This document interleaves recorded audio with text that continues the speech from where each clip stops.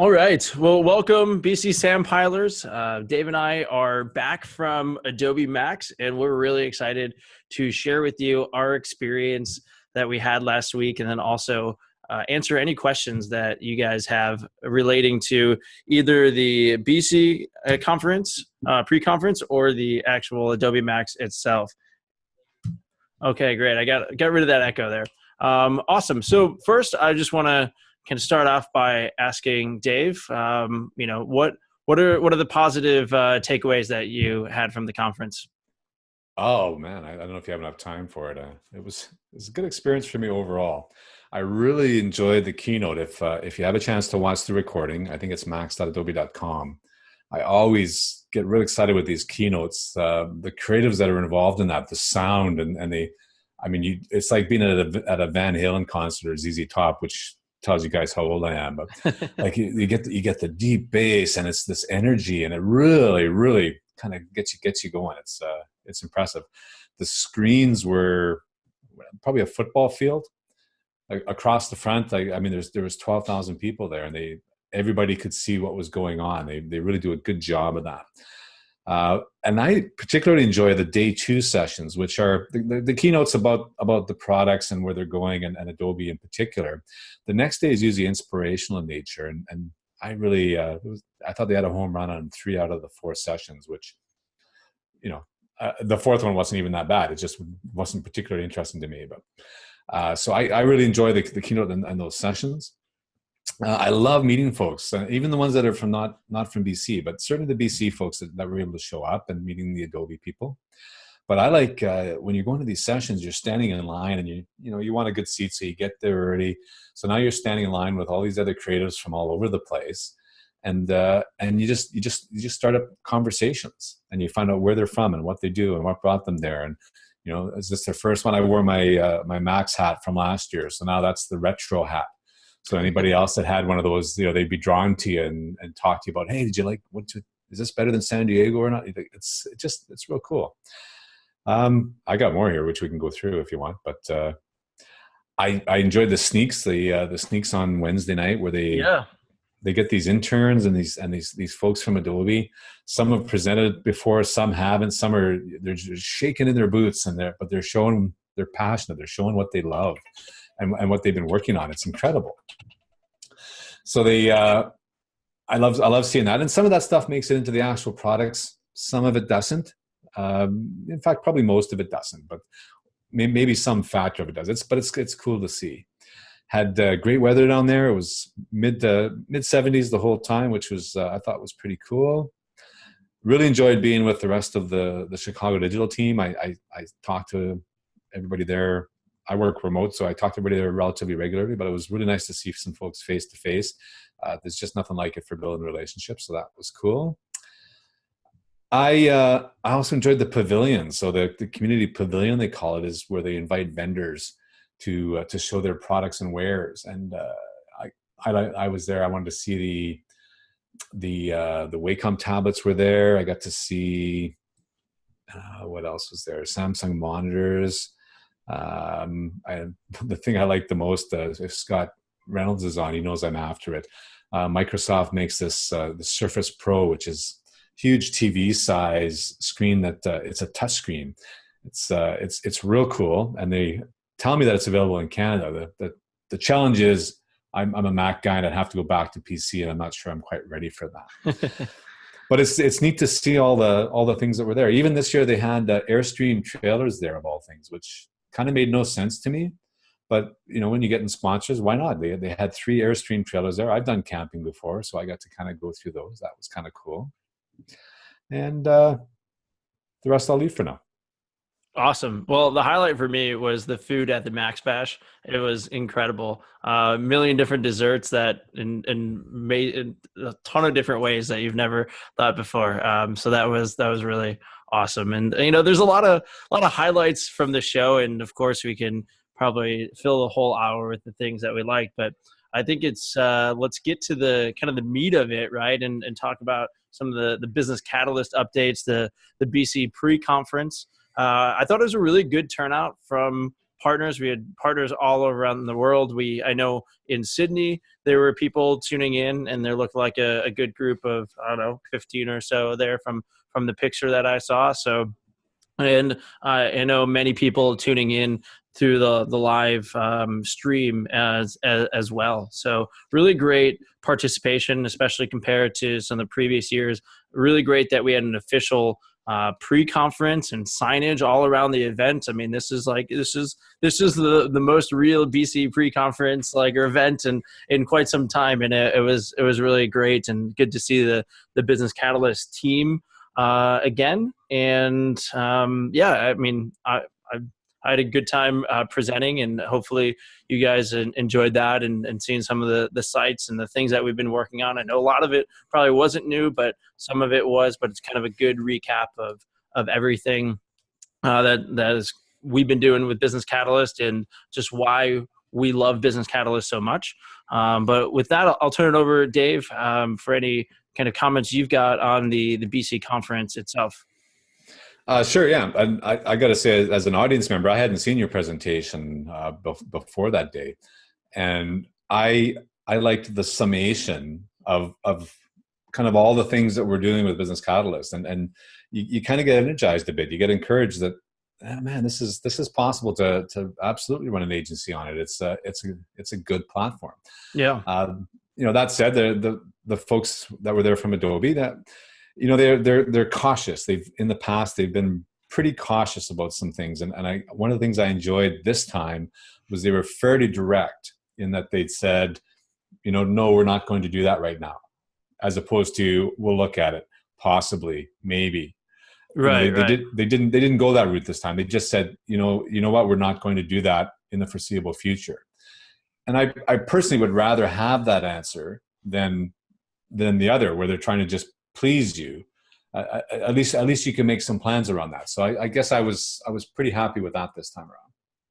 Yeah, Dave, I think that's a good positive perspective on that. And yes, I think it's definitely best to have the right expectations so all of us can plan around that. Because, for us as agency owners and freelancers, we don't want to have missed expectations and let our client down with overpromising things that we can't do. On the flip side of that, I think, both myself, some people here, and probably some people in the community were probably disappointed that we didn't hear any, what I'd say, kind of major announcements. No, like web apps being supported in module data or V3 APIs for web apps, or removing the 500 limit for web apps. Right? We've probably got a decent sized wish list of things we would love to have seen come out. Right? Some maybe selfishly. Whereas, obviously it needs to be demanded by the community, and Business Catalyst has to weigh all of their options and their resources and figure out what the best way to move forward is. So, Dave, maybe you can speak to some of the things that Business Catalyst did announce about what they'd be working on for the next 6 months or so. Sure. I'll say just initially, though, it did take us about an hour to remove the dead horse from the room after the conference, because I think we really beat some of those subjects to death for those that were listening to the live stream. Yeah. So the things that they're going to focus on are the security of the platform, which critical. They did some review on how to get it. They got SSL up and running, and the things that they're going to look at in the coming year for SSL. But more so the security and integrity of the platform, and then the compliance. There's a couple of compliance issues that they really have to focus on in 2018. For my understanding, is for Great Britain and for Ireland. These are pretty critical for people that are running websites in that area. That this platform has to be compliant, or there are going to be some serious consequences for it.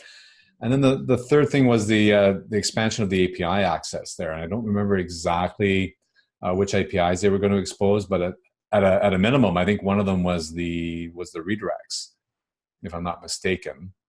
But I'm actually not sure. I know that we had in person pressed them on that, because we really want that. Because when we were working with some larger sites, that interface for URL redirects is quite cumbersome, and there's no way to export it out and look at it. So we've been dying to get our hands on a URL redirect API, but I don't know. I can't confirm it, and I forget which ones they actually mentioned. Yeah, it gets kind of mixed up in your mind what was said during and what was said after. But the fact is, Right. they're trying to expose some APIs, and what I get from that is at some level the community needs to step forward and continue to develop some of these apps that we've been working on, and they seem to be okay with exposing that most levels of the platform to us for that purpose. Certainly, we wish we had a little bit more access, maybe a lot more access to the web app stuff. We all see that as the panacea or the answer to all of our problems, which may or may Right. not be the case. But they did kind of explain around why it's not just a simple turn to switch. The way that particular API was configured, in order to give us the access that we want to it, they'd have to rewrite it. And at this particular point in time, they just don't have the budget or the manpower for it. Right. Yeah. I do want to point out one of the benefits of adhering to, I think it's the new European legislation. I'm actually not quite familiar with the acronym or exactly what it's supposed to do, but I believe one of the benefits of it is that it requires software as a service, or just software to allow users to export all data out of the software, so that way you're not, like, I don't know, handcuffing people to certain solutions.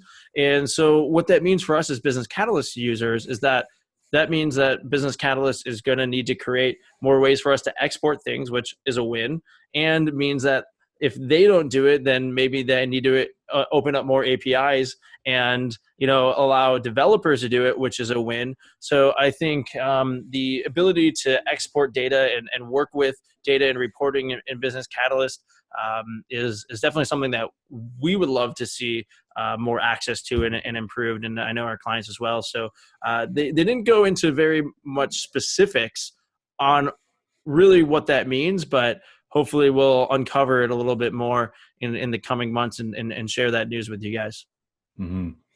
Yeah, one of the enjoyable things is being able to beat up on Chris and Al a bit outside of the meeting room, and when it's especially good when they take you out and kind of buy drinks and appetizers, and then you get to beat them up on top of that. That's always entertaining. But Yeah. There's nothing like talking to these people who are managing the platform directly, and sometimes you get a little bit more direct answer there than perhaps you might get otherwise. And I guess I left that part of the conference with cautious optimism. Yeah. I was encouraged, and I felt more encouraged about the platform than I personally have in a while. So that's the way I left it. That's great. And for me, it was really encouraging also to see what other members of the community were doing, like Kareem from Backup BC.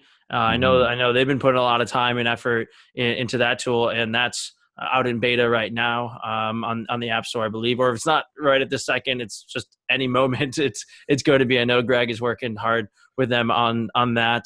And then also, CBO, as always, with the apps that they've put together and are going to be releasing, are really always really great functional apps, but the interface and just the quality of them are really always blow me away as well.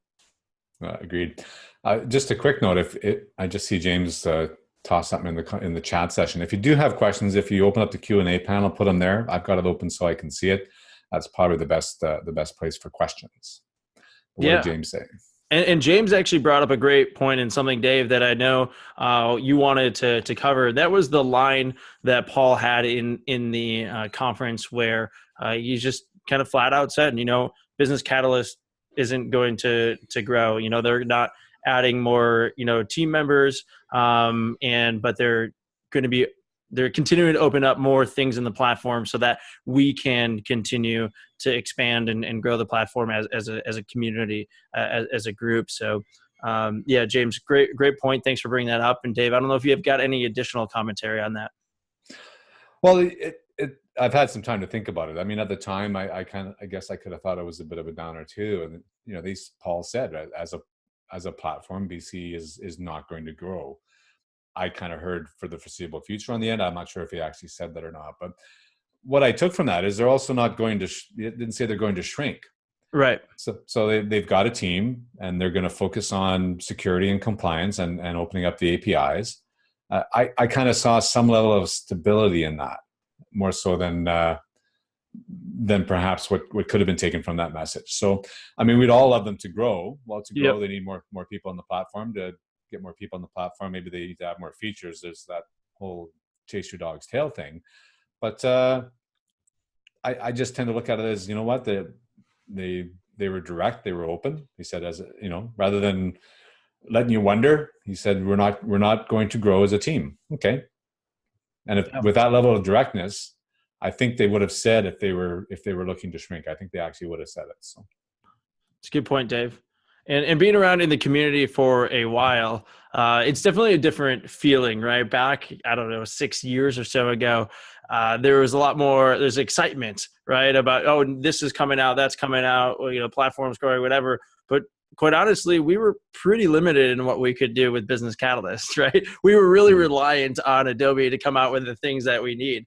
And now, okay, it's not like as growing as much and as exciting, like, oh my gosh, this feature, that, but the platform is so much more powerful, and we can do more than we ever imagined, you know, 6 years ago on it, to develop the solution. So, you know, it's not like, it's definitely not like great welcome news as a community and as you know, fanboys of the products and people who use it every day. We would want and expect and want to push for so much more, for sure. So, you know, not you know, I don't know what else to say in it other than, Dave, you bring up really good points on it. However we slice it, it's going to be disappointing, but it is, from a business perspective, it's kind of good to remind ourselves that certainty is very useful in kind of advancing and growing the business. yeah. There's a few comments in there. Phil asked the question, did they talk about PCI compliance reporting at all? The answer is, Phil, direct answer is no. Not to me. Did they talk to you about it, Mike? PCI compliance reporting? No, I did not. They did not cover that. Yeah. So your best bet. One of the things that Kristen said is, if you have a question about the platform, his email address is virtually everywhere. I don't have it handy. If you do, we can paste it in the chat. He said, contact me directly. He does not mind getting those questions. Like he says, I may not be able to answer you in the next half hour, but he'll get back to you on that. So that might be your best bet, Phil, is to send Kristen a note directly. And then, James is just talking about a bit of a downer. They didn't say they were going to grow, but interesting that the growth of the platform is completely in our hands.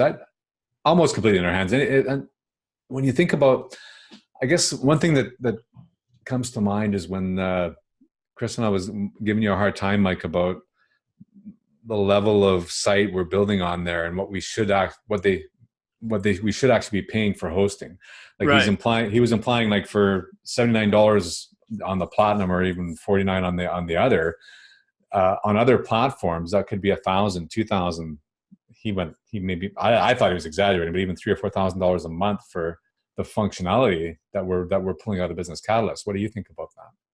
Well, I think he's right, and I don't know the exact number, but to get the type of functionality with the security and the scalability for $39 a month, or roughly whatever it is, depending on where you are in the world, and for us to build some of these larger, more complex websites, I think is pretty unheard of. I can't even host an integration app that we build on, Microsoft Azure that just transfers data to and from Business Catalyst and another thing for less than $40 a month in hosting fees. And I've looked at other CMSs, not to name names, and it's not WordPress, that is focused on being kind of like this open, flexible blogging platform where you can customize all that kind of stuff.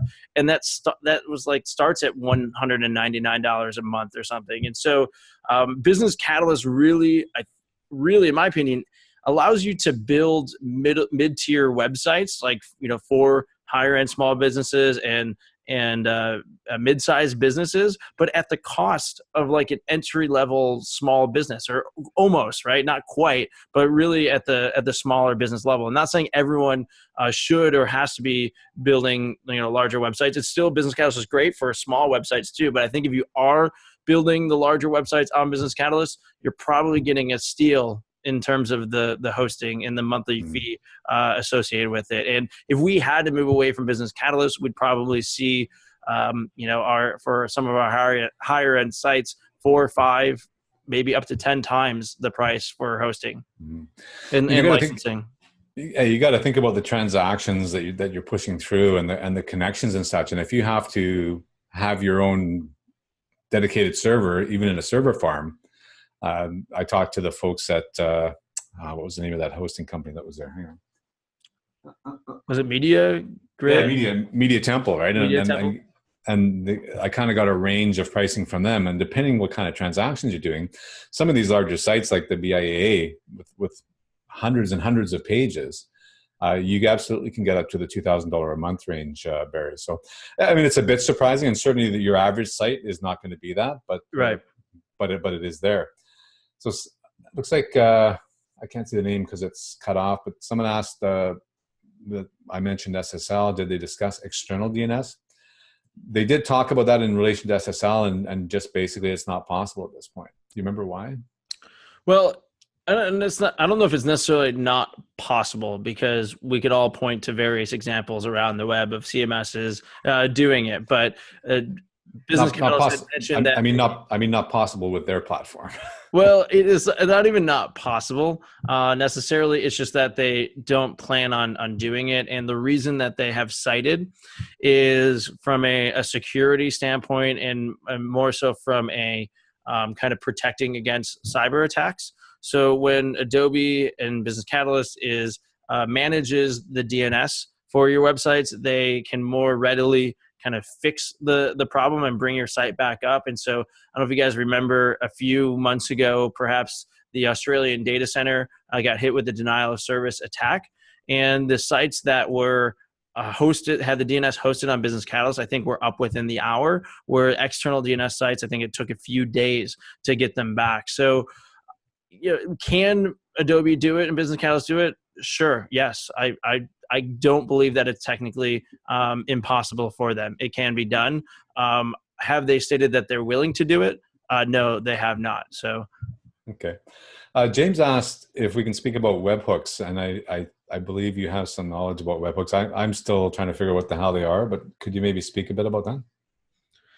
Yeah, this is something where if we can get, let's say, anyone from CBO on as a panelist or a presenter in the future, that would be great, because I know they're much more intimately familiar with webhooks. But my understanding of webhooks is that it allows you to kind of easily send data to and from the system in a kind of a push notification sense. So to give an example is, let's say I had a system, I don't know if this is a great example, just coming off the top of my head, where we wanted Basecamp. I know Basecamp has some like webhooks in it too. So if we wanted to say, okay, every time a new to-do is created, then you're going to send that data to this other webhook.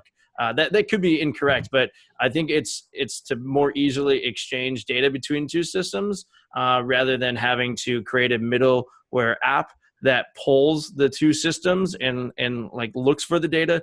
I think it's more of push notifications. When X happens in the system, send data to this place, and then it's, of course, there's got to be a formatted way in which that data is sent.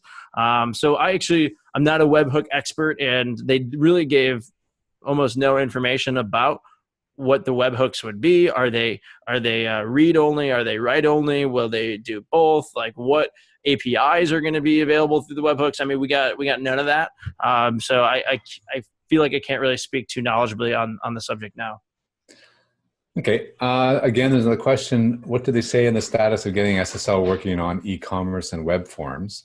And I do remember a little bit of conversation around that. But web forms themselves, I thought SSL was working just fine on that. Wasn't it secure zones in e-commerce that were the outstanding ones? Well, so they mentioned that they haven't officially supported e-commerce and SSL, and that would include both the shopping cart experience and the web form purchases, using e-commerce, or not using e-commerce, but using SSL. but so right now, as some of you may know, that mostly works. Like we as a team here have shared some resources online in which we've gotten everything to work on Business Catalyst except for the checkout page to be over the custom HTTPS. I mean, technically you can do it, but it loses the login session cookie, and then forces them to reinstall. So we have submitted many of the things that we've had to do in order to make it work, and then the one barrier that's preventing us from getting that to work ultimately. And they did say that they are going to be working on updating the code so that they can say that e-commerce and secure zones out of the box are compatible with HTTPS. Okay. John asked, he says, the Euro compliance has to be implemented by the 25th of May, 2018. And did we get the feeling that they were working on that? I got the feeling that was their first priority was that compliance. If they're not working on it right now, I'd be surprised. And that was their absolute priority for 2018. So. Yeah, and the sense that I got as well is that this is a mandate from Adobe. So, I mean, you got to bet they're going to hit that deadline if the higher ups and their bosses are enforcing that deadline. Yeah. So Steven said, what if we developers could add another 10K to 50K websites over the next couple of years? Well, what if? Why if we're all actively growing the platform, there's no choice but for them to grow with it. I mean, they're not just going to ignore it. It is kind of a catch-22. Is there enough people on there now? From what we understand, there's thousands of websites on the platform already. No, hundreds of thousands, not thousands. Yeah, well, thousands and hundreds of thousands. It's a matter of, anyway. There's lots of websites on there, and certainly that does include some of the Muse sites and whatever. But it's a huge platform. There's lots of stuff going on. It does some amazing things. It continues to do some amazing things. There's things that we're doing that I don't know that we could necessarily do easily on other platforms. Right. Not saying you can't, but it is relatively easy to do on Business Catalyst.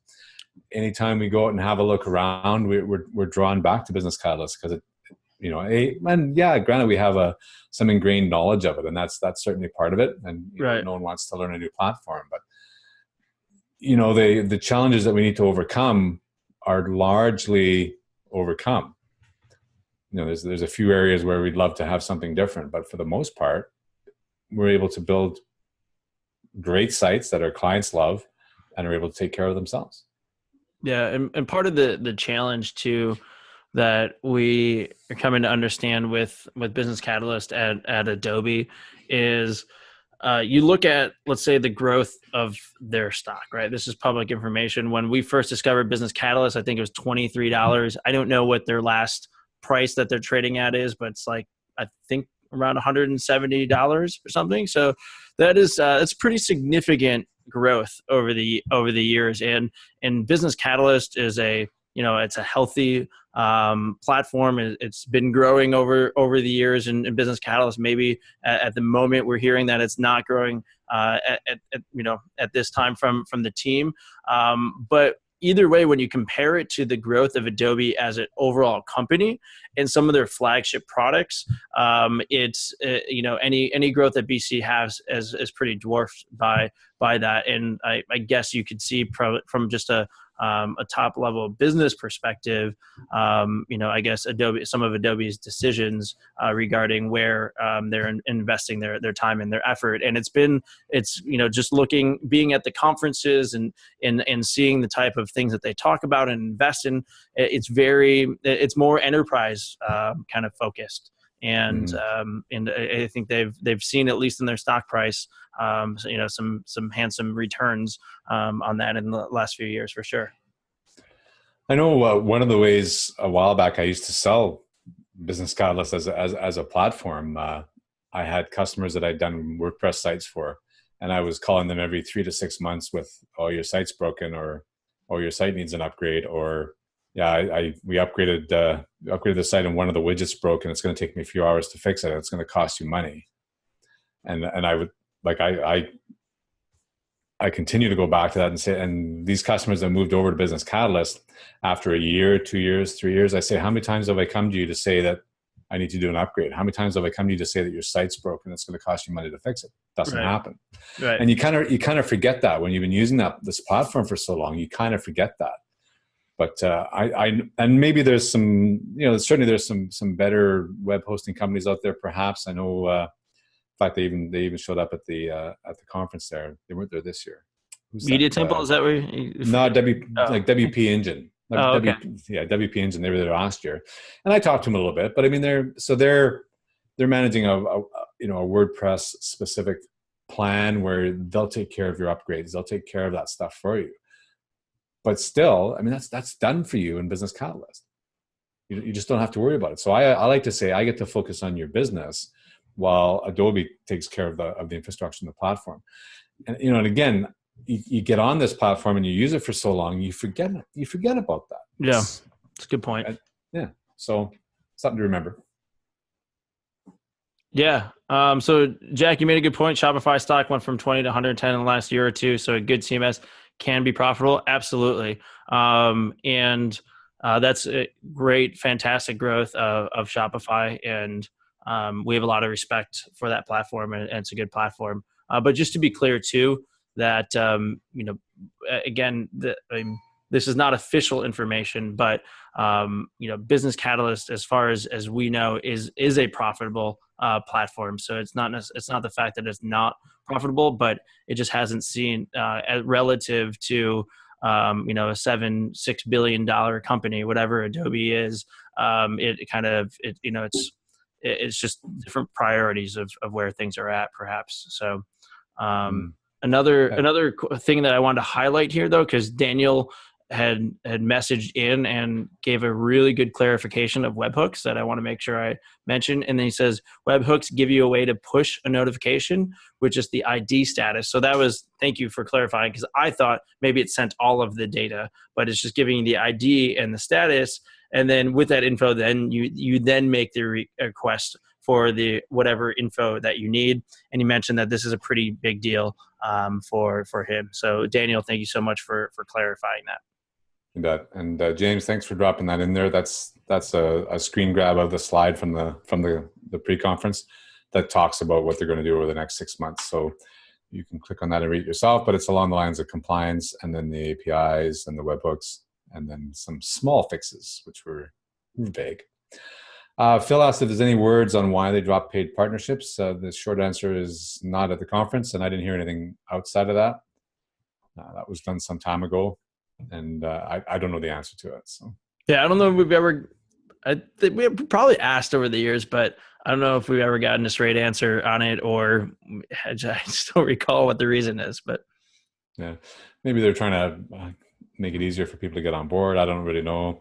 Maybe paid partnerships are going to wind up like taxi licenses. So up in Canada where I live, certainly in Vancouver, like a taxi license is like $1 million, $2 million to buy a license to drive a taxi, because they only make so many. So it's driven the price up and up and up and up.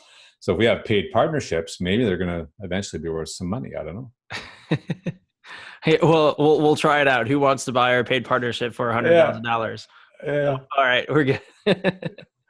Oh, come on, Daniel. Well, all right. Okay, 50,000, Daniel. All right. So Ahmed says the only way to have BC grow is to have partners able to add more features to core functionality like e-commerce and CRM. Perhaps, yeah. Yeah, I mean, so if you guys have ideas or things that you need in the platform, the BC App Store does have a wish list where you can vote up ideas and you can put new ones. And so that's helpful for app developers. And also, I know, as a matter of fact, there are many app developers that are listening live who are with us right now and are listening to the recording. So if there's anything that you guys are dying to see an app developer create, please let us know. Yeah. Stephen asks, after Mike made a comment about Uber, yeah, that's a whole other thing. But Stephen asks, how many sites do we believe are on BC? Paid sites, that is. It was alluded to literally hundreds of thousands. That's what I remember. Is that what you remember? Yeah, I actually don't know. And I but don't know if I can it was guess other than my okay. answer I already gave. Well, it was But I think they mentioned at the conference that Fraser from Plutonic, I think has a blog post that has a fairly accurate prediction, I guess, of oh, what it Fraser, is. yeah, yeah. They couldn't say, but they alluded that Fraser had come close to the number in one of his blog posts. So someone wanted to go out and look that up and maybe bring it back before the end of the session here today. So Mary asked about web form customization.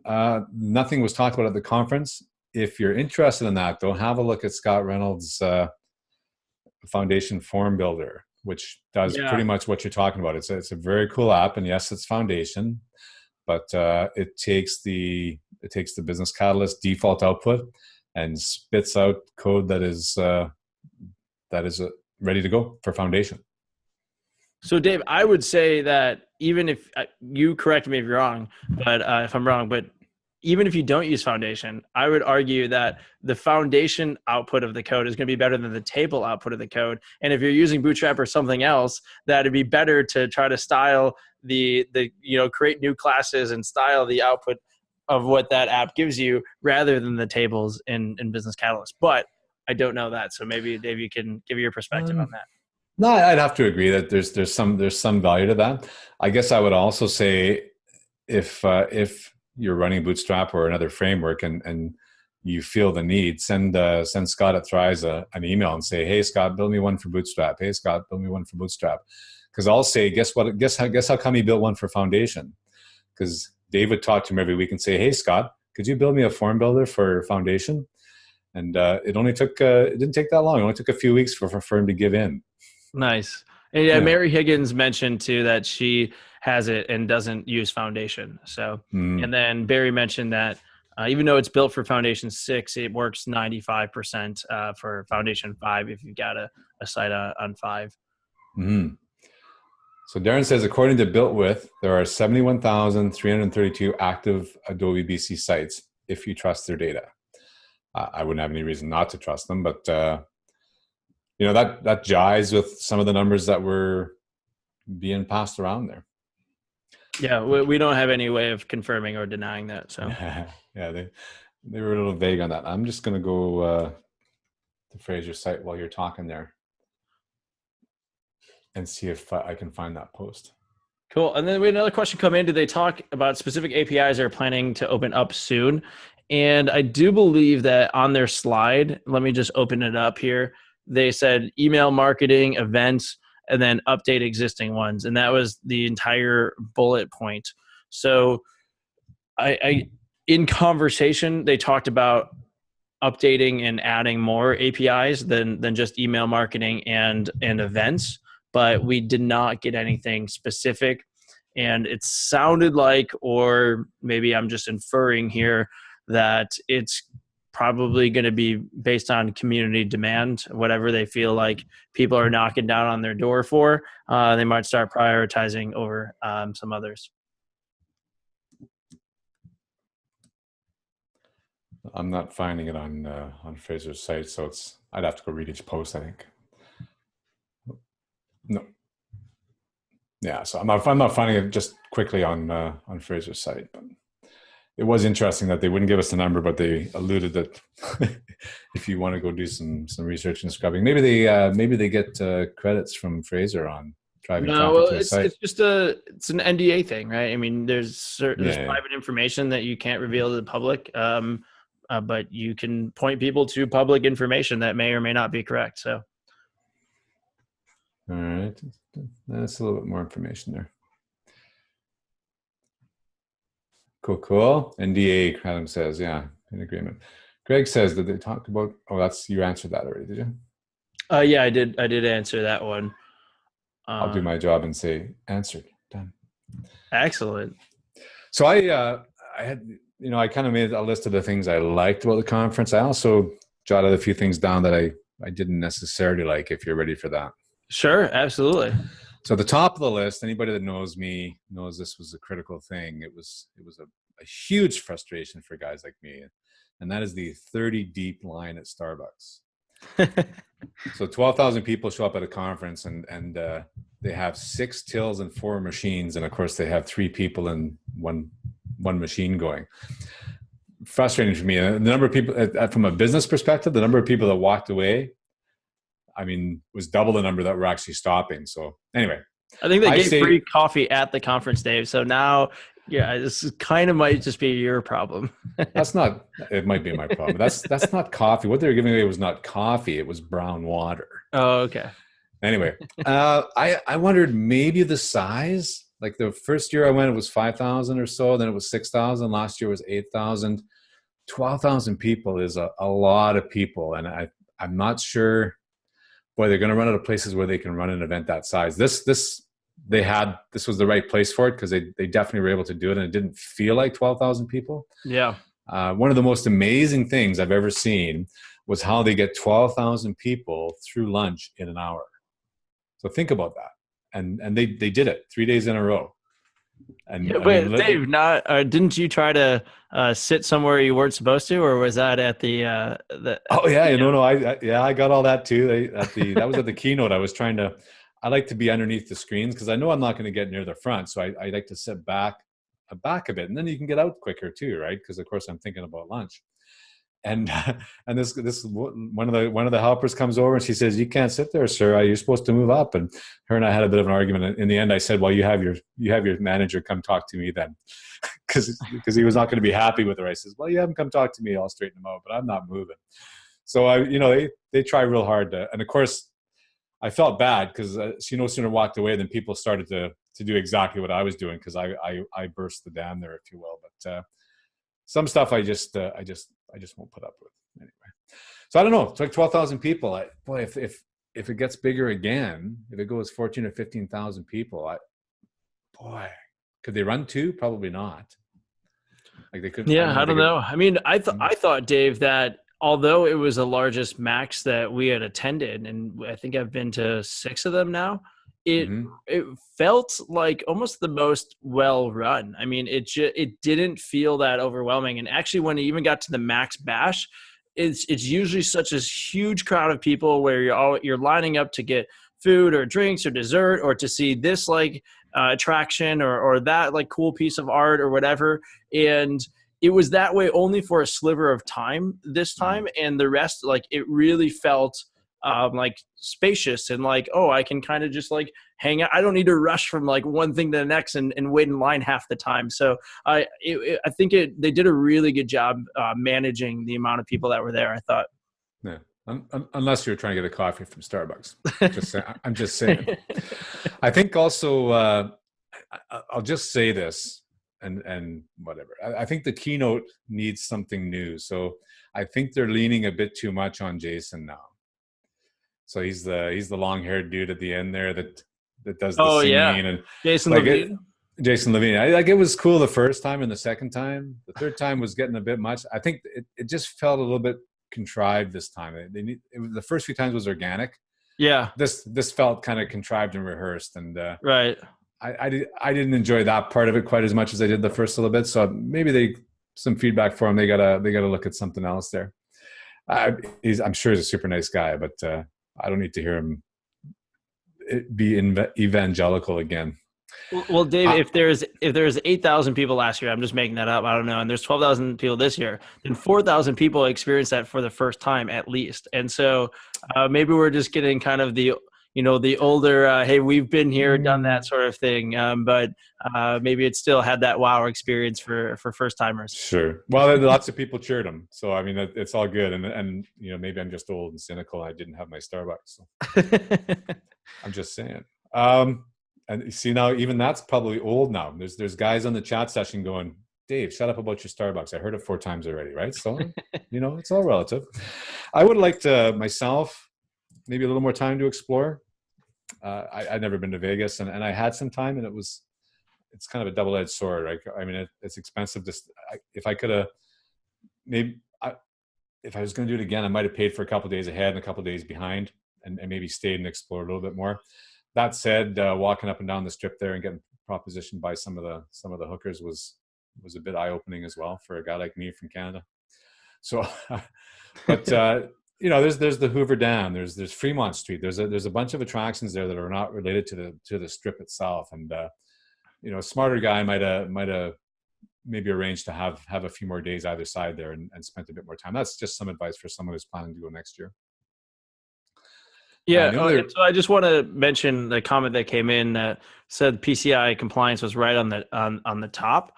And what, if I recall correctly, what that bullet point was mostly for was that it's every year they've got to go through a PCI compliance, and the requirements get more difficult and things like that. So just that they have to spend more time doing, continuing the PCI compliance. And then also what we talked about before, I think updating the e-commerce and secure zones to be kind of out of the box, ready to go with SSL and be PCI compliant. But if I'm wrong on that, guys, let me know.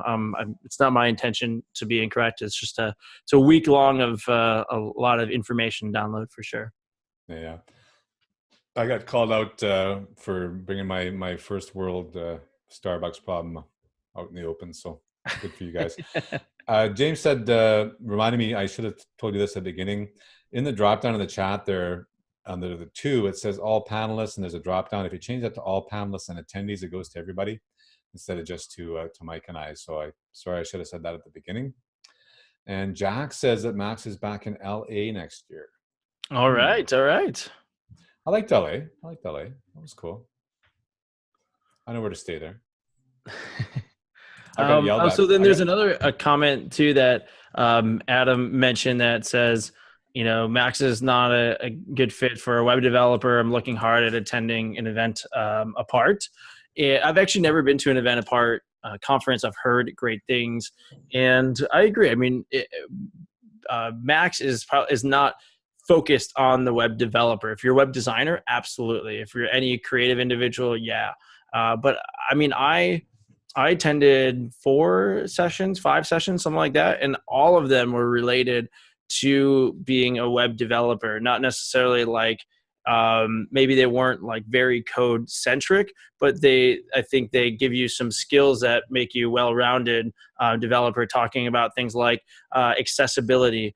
There was one where they talked about CSS 3 grids and how to make websites faster performing, talking about AR and VR, and I think 360 video implications for building on the web.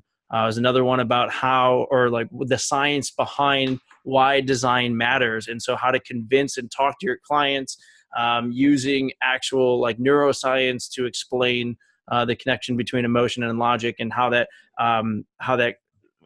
translates to structuring a website. So is that more design? Yeah, but is that good to understand as a developer? Probably, if not for anything other than to just respect the job of your fellow designer a little bit more. But yeah, Adam, great point. I think there's definitely more developer-centric conferences, but I still think as a developer, it's a lot to learn there, a lot to get inspired from. And Dave, I know you had even mentioned that some of your favorite ones are the sessions that don't seem to have anything to do with your job, but maybe gets you to think in different ways. So I don't know if you had any of those.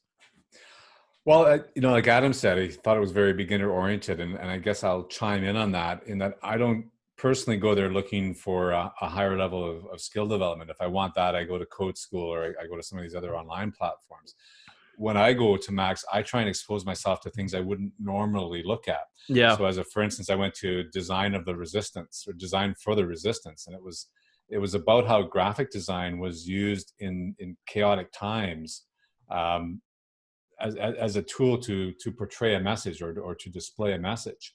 And that's just straight interesting to me. But you can extrapolate that into, I have a hate on for sliders right now. So it makes me think about what else could I do in place of it. And, the kind of one of the messages that came out of that is pick a strong image in 2 or 3 words. And that's what you need to communicate a message. You don't necessarily need something that goes zoop, zoop, zoop, zoop, click here, zoop, zoop, click here. I'm so tired of seeing sliders, right? So, it's exposure to things you may not necessarily have thought of. It's meeting other people like-minded. It's making connections along those lines. Yeah. is if you're going to go there, if you go there looking for skill development, I'm not sure I'm not sure that's the right venue for that.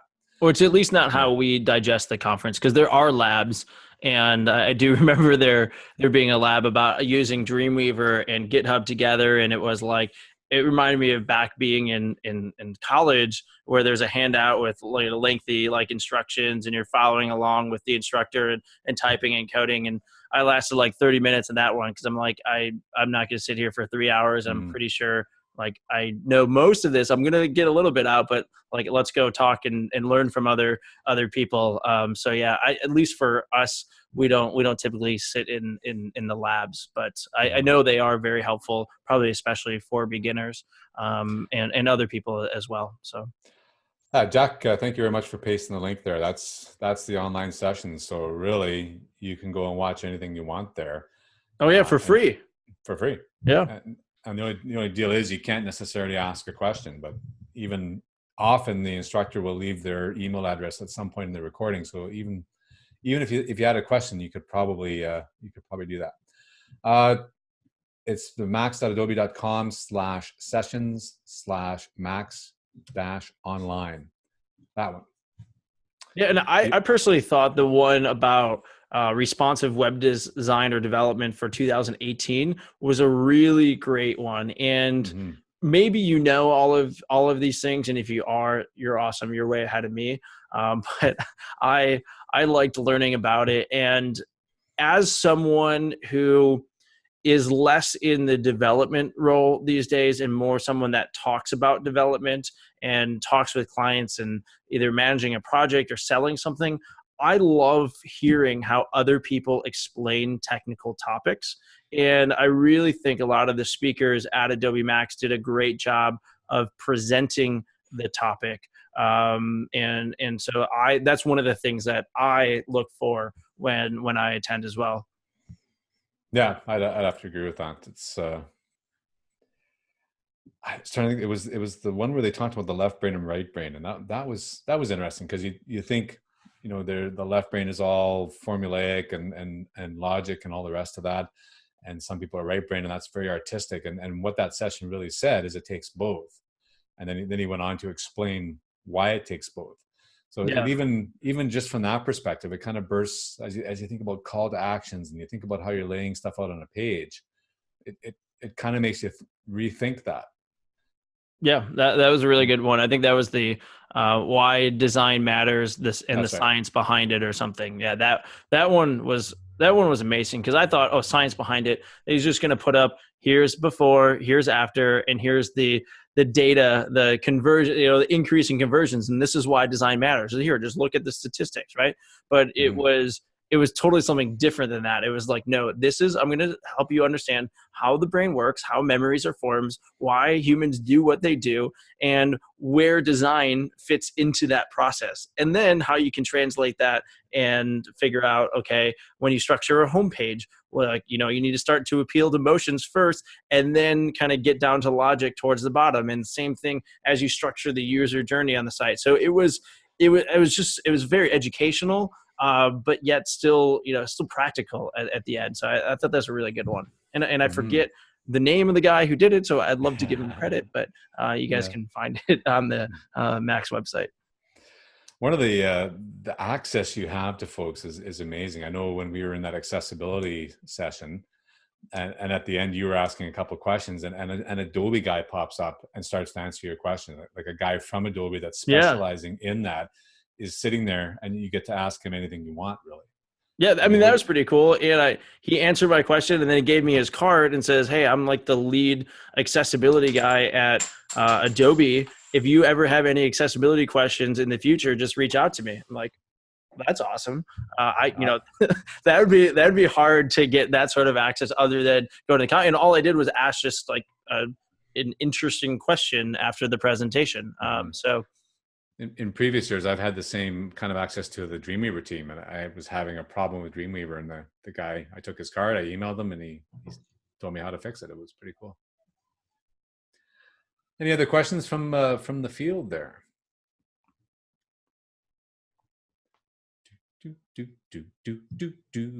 do, do, do, do, do, do, do, do, do, do. How many of you guys tuned into the live recording or live presentations at Max?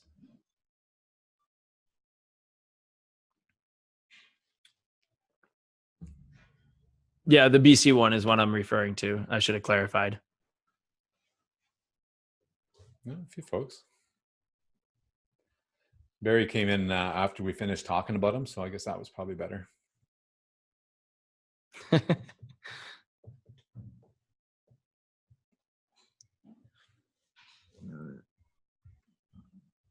Cool. Anything, from the audience, anything you guys wish you would have saw or heard from the conference, whether it be from partners or from Business Catalyst? Oh, that is a gaping hole, Mr. Salander. Let's see if someone drives a truck through it. Right. Well, we got a great audience with us live here, so would love to take advantage of it to see, what are some of the most pressing kind of requests. What's the community dying to see? Craig says APIs. Adam says he's pretty happy with it. James says he wanted to hear more passion about the platform from the BC team. I guess I'll speak a little bit to that. I mean, you think about the BC team is largely from Romania, and I would say they're not necessarily. My experience with them over several years, not just this one event, is that they're not necessarily outgoing and gregarious people. They're fairly reserved. And when you can get a Kristinel or a Magda laughing, it's a bit of a rarity, and it takes a little bit of alcohol. I don't seem to have any problem, Dave. Maybe it's just a personal thing. I'm just kidding. Yeah. So that's what I observe, and they try and be a bit formal and a bit staid during the conference and stuff. And when you get them later, once they loosen up a bit, they're more personable. But I think maybe there's some cultural stuff going on there as far as passion goes, or exuding passion about the platform. These guys have been in place for how many years now? I mean, who stays? Yeah. In the Adobe campus in Romania, if I'm not mistaken, has around 300 people in it. They're supporting how many? This is not for BC. This is for all of Adobe. But I mean, there's how many other platforms and stuff that they could move to. Why would anybody stay in a platform that they weren't excited about or passionate about? Right? In my opinion. Yeah, a good example is when we arrived at the conference. Kristinel asked someone, I forget who it was, like, how are you doing today? And the typical American answer, and this is what Kristinel tells me as part of his training to like deal with Americans, is we typically will say, "Oh, great," right? Even though like maybe my day was actually kind of shitty, but I'm saying great, right?